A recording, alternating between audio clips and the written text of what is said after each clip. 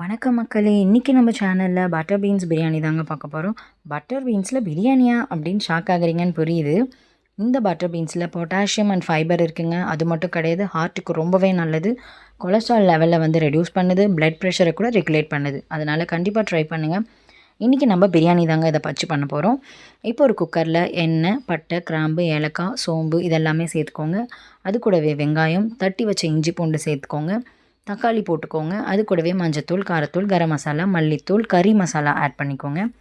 தென் ஒரு packet curd நான் இதில் ஆட் பண்ணி நல்லா கலக்கி விட்டதுக்கப்புறம் பட்டர் பீன்ஸ் அதில் சேர்த்து ஒரு 2லேருந்து 3 நிமிஷம் எண்ணெயிலே வதங்கட்டுங்க. அதுக்கப்புறம் 1 டம்ளர் அரிசிக்கு 2 டம்ளர் தண்ணி ஊற்றிட்டேன். தண்ணி நல்லா கொதிச்சதுக்கப்புறம் அரிசியை சேர்த்துட்டு உடனே விசில் போட்டு மூடாதீங்க. ஒரு 2 நிமிஷத்துக்கு குக்கர் மூடி திருப்பி வச்சு வேக விடுங்க. அப்போ தான் உங்களுக்கு உப்பு, காரம் ஏதாவது வேணும்னா இந்த ஸ்டேஜில் ஆட் பண்ணிக்கலாம். தென் குக்கர் மூடியை மூடி ஒரு 2 விசில் வச்சதுக்கப்புறம் பாருங்கள், எவ்வளோ சூப்பராக வெந்திருக்கு. சான்ஸே இல்லைங்க. இது கண்டிப்பாக ட்ரை பண்ணுங்கள். வீட்டில் இருக்க கிட்ஸ், பெரியவங்க எல்லாருமே விரும்பி சாப்பிடுவாங்க.